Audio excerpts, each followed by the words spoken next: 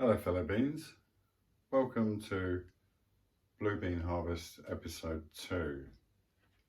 I'll move this for the audio recording for the podcast. Welcome back. If you've listened to episode 1 and you think, what's this nutcase going on about? Yeah, it's good to have your company. Thank you for sharing your awareness. I'm going to quick slurp of coffee and yamo scrummo. I hope you're somewhere relaxed listening to or watching this, if I've managed to get this out on podcast, which I hope to do very shortly. In Blue Bean Harvest, in the first episode, I talked about the truth, universal truth that I was going to deliver to you. And I also suggested that I would like to change the world. And of course, the only way that I could do that is by changing you, helping you change you, and only if you wanted to, exercising your free will, your choice. So I have to impart some words that resonate with you in the sense of, oh, that makes sense, or oh, that seems logical. And there's lots of different ways I can do this. As I said before, there is so much information that I want to give to you, and so much that I want to talk about. There is so much potential here for you to know about.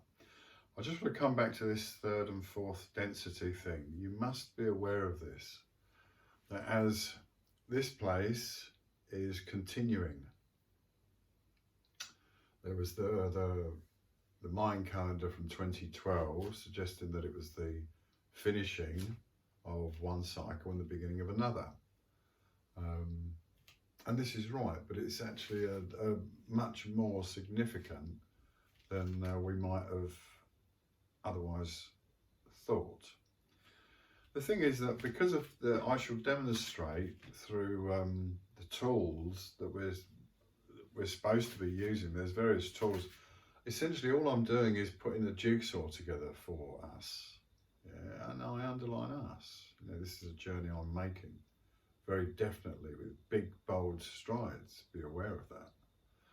And I want to share this with you. The notion of esoteric knowledge, to me, is an absolute nonsense based on the fears and inadequacies in the awareness of the self, of the people that covet and secure this knowledge, like the Pope.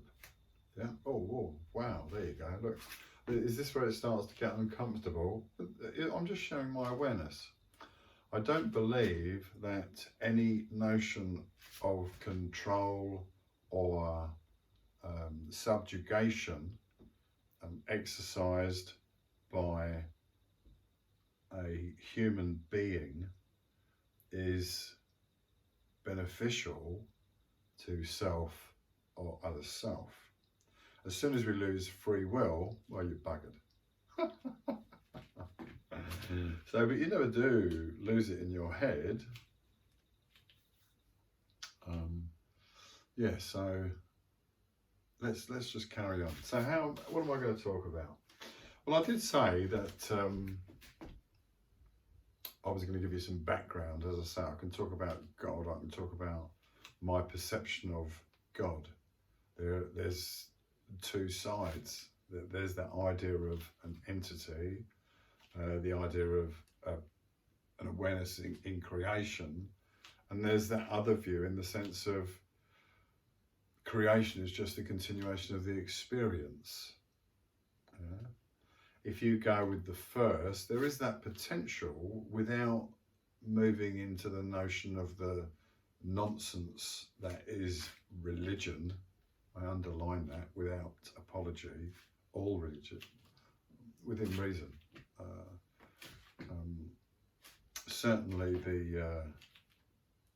Certainly the heavy-handed control that we see in Middle Eastern religions and in the Christian religions is opposed to the growth in awareness of self.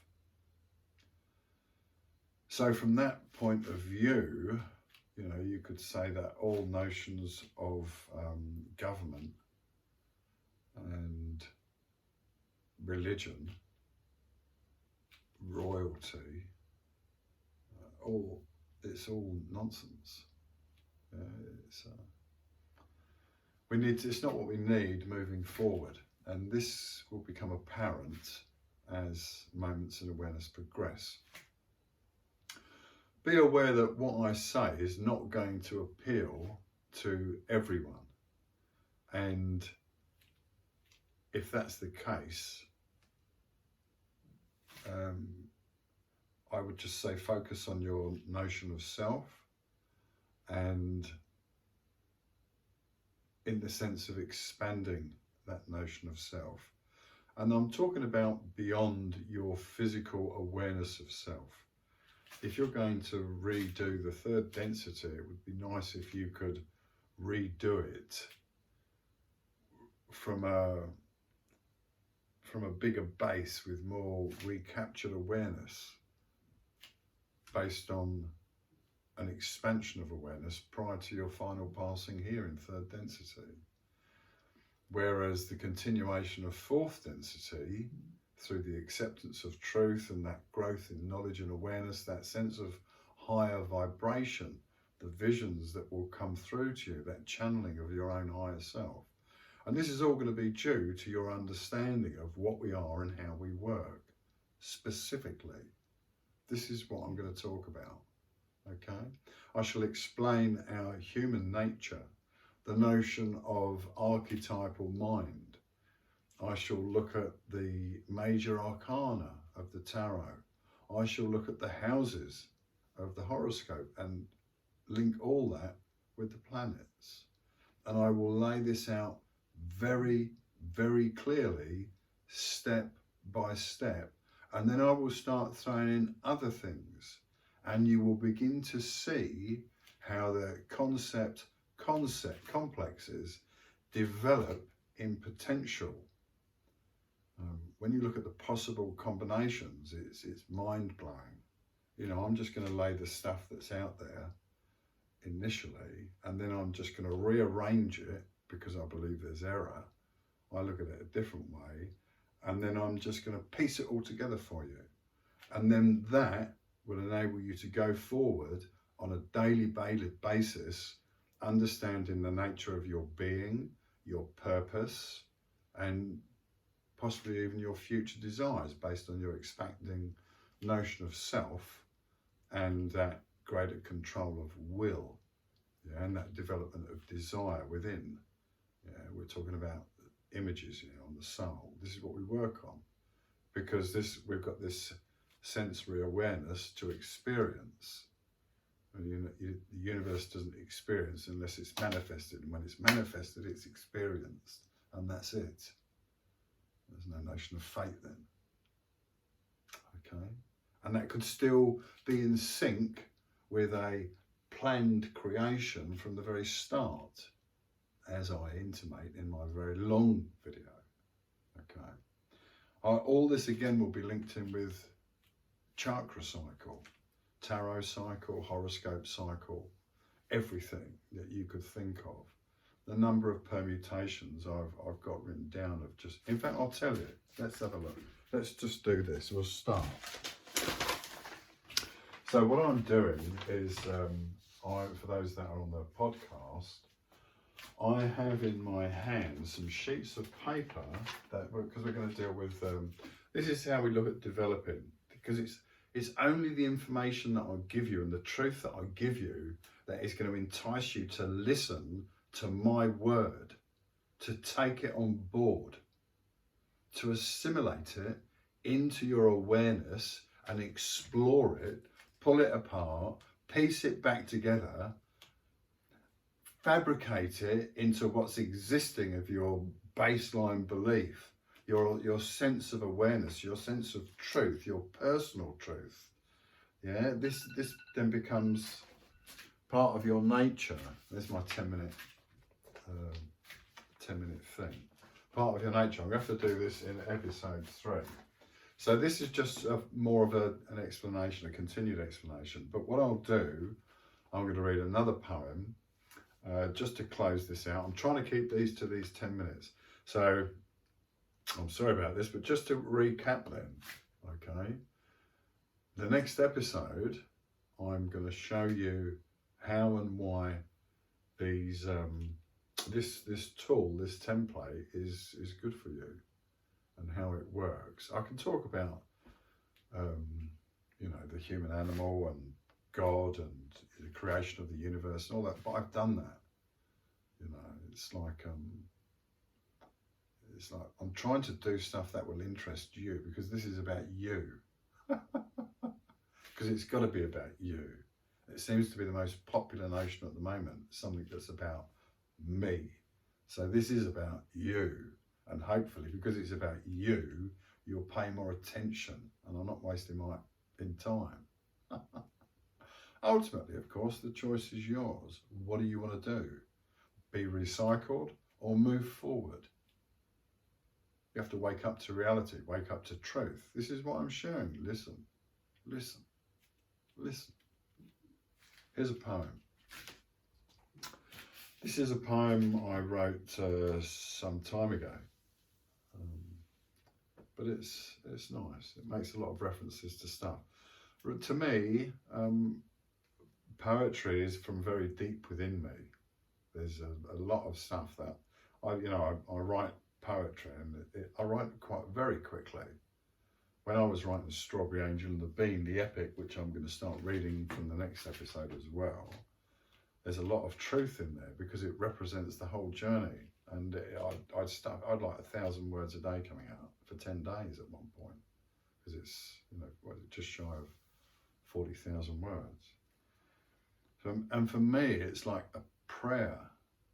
There's that element of rhyme, of rhythm, of meter, of pulse, and it delivers this feeling to you through the words that I say. They so sound, yeah, through in your senses, through your ears, into your awareness, painting pictures for your soul to see. Yeah, this is what it's all about. So here we go. This is Seed by Roy Thomas. Were I a soul of caring nature, able to convey to thee all the love that you would need to find the truth to set you free, to help you see in such a way the passing of a normal day, contained in each that which you need, the catalyst to grow and play, to simply hear the dulcet tones of voice, to sow the seeds of light, to grow the love of self inside, to free that love without a fight. Affinity within vibration, love caresses soul to breathe. Understand the truth in passing, lesson learned, it's time to leave. This is simply just a way for all to grow in light and love. We're all the same, all part of one. There's no below and no above. Because we have to make a choice of which way we shall go. It's time for you to search inside and find out things you need to know. Simply sitting, seeing, reading, hearing love transforms the mind. As you believe, then it shall be, if will of heart is so inclined. Crumbs then laid upon the ground, and so the hungry feed. This is a choice of yours, to find the love you need. Perhaps a time has come to listen, see the changes as they're said. Wake your soul and weave your magic, changing as you sleep in bed. Every day becomes much brighter as you find the love in you. Past the error 2012, so 12 in 20 changes you.